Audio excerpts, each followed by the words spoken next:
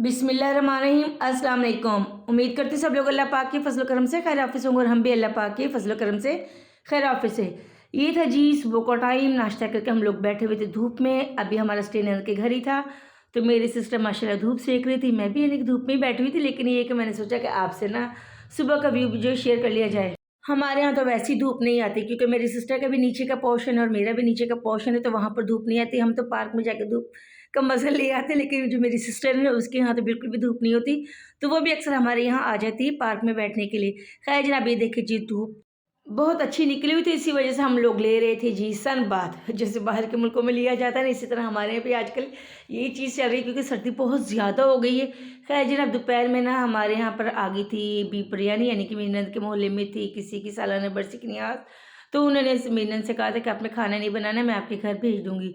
तो दोपहर में हमने वो खा लिया था और शाम में मेरी नंद ने मंगवा लिए थे समोसे मेरी सिस्टर के लिए, क्योंकि मेरी सिस्टर जाने लगी थी घर, तो हमें तो उन्होंने रोक लिया था। फिर उन्हें समोसे वगैरह से मेरी नंद ने यानी कि रिफ्रेशमेंट करवा दी थी उनकी, और बाद में चाय बनाकर उन्हें सी ऑफ कर दिया था। उसके बाद जी शाम में मेरी नंद बनाई थी चिकन और गोभी, तो मैंने उन्हें कहा कि दिखाएं मैं बना लेती हूँ, क्योंकि जो मेरे हस्बैंड साहब थे ना वो खाते हैं ज़रा स्पाइसी और मेरी नंद खाती हैं जी लाइट।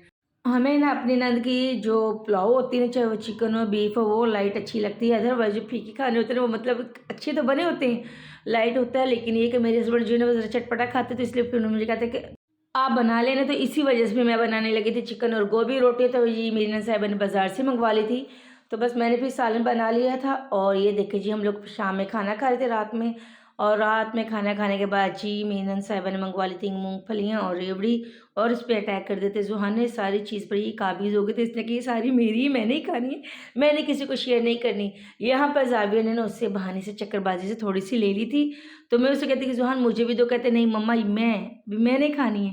खैर जनाब, ये मूँगफलियों के बाद जी दोबारा से चाय का राउंड लगा, और फिर उसके बाद जी हो गई थी हमारी रात। मतलब ये कि हमने फिर स्टे किया और सुबह नाश्ता करने के बाद हम लोग आ चुके थे। और ये देखो जी इतनी शदीद धुंध थी ना, यकीन करें कि कुछ नज़र नहीं आता, और इंतहा की ठंडी यख हवा जो है ना वो चल रही थी। इतनी ज़्यादा ठंड लग रही थी, हमें आना मजबूरी में पड़ा क्योंकि मेरी सिस्टर है ना उन्होंने जाना था हैदराबाद शादी में, तो उन्होंने आज सारी अपनी पैकिंग कर ली थी, तो बस आज उनकी रवानगी थी। ये देखिए जी, ये हमारे सामने का पार्क है और इतनी ज़्यादा धुंध है कि मैंने कैमरा ज़ूम किया हुआ है। ये देखिए इतनी शदीद धुंध में और ठंड में हम लोग अपनी ननद के घर से आए थे। आना भी ज़रूरी था क्योंकि सिस्टर की रवानगी थी, तो बस उन्होंने मुझे कहा था कि चलो आज भी बिरयानी जो है ना वो इकट्ठे बैठकर यानी कि खाते हैं, सेलिब्रेट करते हैं। तो उन्होंने सामान मेरे घर भिजवा दिया था कि यहाँ पर तैयार कर लो, मैं इतने अपना जो बैग वगैरह है ना वो पैक कर रही हूँ। तो बच्चों की जो कुछ चीज़ें, आपको पता है शादी का फंक्शन हो तो कुछ ना कुछ बाकी रह ही जाता है, तो इसी वजह से मैंने उन्हें कहा था तसल्ली के साथ अपनी सारी पैकिंग कर लो, ताकि ये कि कोई चीज़ रह ना जाए, और फिर दूर का सफ़र है तो भी प्रॉब्लम होगा वहाँ जाकर। खैर जनाब, उन्होंने ही सारा सामान भेज दिया, तो मैंने इसको सारा रेडी किया। मैंने लहसुन अदरक जो था काफ़ी सारा, तो मैंने इसको इकट्ठे छील कर रख लिया। तो मैंने सोचा से का जो पेस्ट है ना वो बना कर रख लूँगी, और ये कि फिर वक्त से तो ये काम आ जाएगा। तो यहाँ पर मेरी बेटी और मैं लगे हुए थे, और ये मैंने टमाटर की चटनी बनानी थी, साथ में ये पुदीना हरी मिर्चें थी और हरा धनिया था, इसका मैंने बनाना था रायता, क्योंकि जो हमारे भांजी साहब है ना वो रायता लाइक करते हैं और मेरे हस्बैंड साहब जो वो रेड चटनी लाइक करते, तो इसी वजह से दोनों चीज़ें तैयार करते थे। यहाँ पर मैंने यखनी जो है बॉयल होने के लिए रख दी थी, इसके अंदर मैंने सौंफ, साबुत धनिया और थोड़ा सा खड़ा मसाला, प्याज, लहसुन अदरक का पेस्ट और नमक डालकर ना इसको बॉयल होने के लिए रख दिया था। और इधर जो चटनी मैंने रेडी कर ली थी, राइस जो वो भी मैंने भिगो कर रख दी थी। मैंने सोचा था जैसे जैसे हमारी यानी कि यखनी जो है वो बॉयल होगी, यहाँ पर जो है ना हमारी जो राइस है ना वो भी यानी कि सोक हो जाएंगे, भीग जाएंगे। तो तकरीबन हमारी जो यखनी थी ना वो रेडी होने वाली थी। मैंने सोचा क्यों ना जो प्याज है उसको फ्राई कर लिया जाए। पहले मैंने प्याज को फ्राई किया, उसके अंदर मैंने काफ़ी सारी हरी मिर्ची थी मेरे पास, तो मैंने कहा हरी मिर्ची का जो पेस्ट है ना वही बनाकर इसमें डाल देती हूँ। तो फिर मैंने इसमें हरी मिर्ची जो थी उसका पेस्ट बनाया और उसको इसमें शामिल कर दी, साथ में लहसुन अदरक का पेस्ट भी मैंने शामिल कर दी, और बिरयानी साशी शामिल कर दी। थोड़ी सी जो चिली फ्लेक्स थी ना वो भी मैंने इसमें शामिल कर दी थी।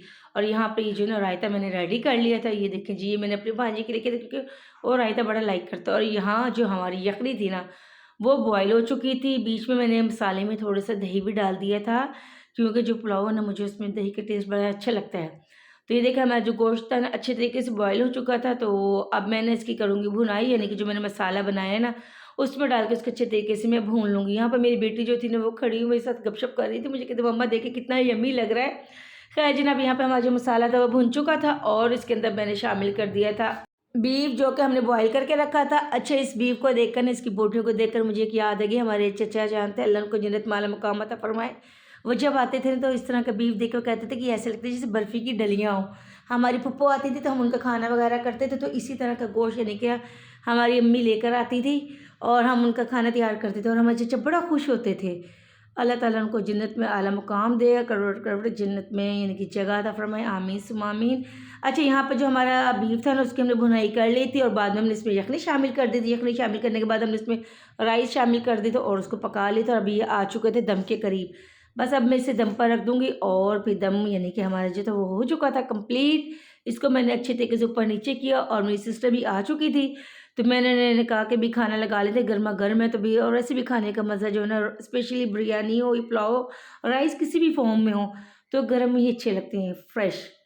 तो यहाँ पर जनाब ये देखिए जी हमारी जो बीफ पुलाव थी ना वो रेडी हो चुकी थी और फिर इसके बाद जी हमने बिस्मिल्लाह पढ़कर खाया खाना और अल्लाह पाक का शुक्र अदा किया कि उसने इतनी अच्छी नेमतों से हमें नवाजा हुआ है। इसके बाद थी जी मेरी सिस्टर की रवानगी। दुआओं में याद रखेगा, इंशाल्लाह मुलाकात होगी नए व्लॉग के साथ, तब तक के लिए अल्लाह हाफ़िज़।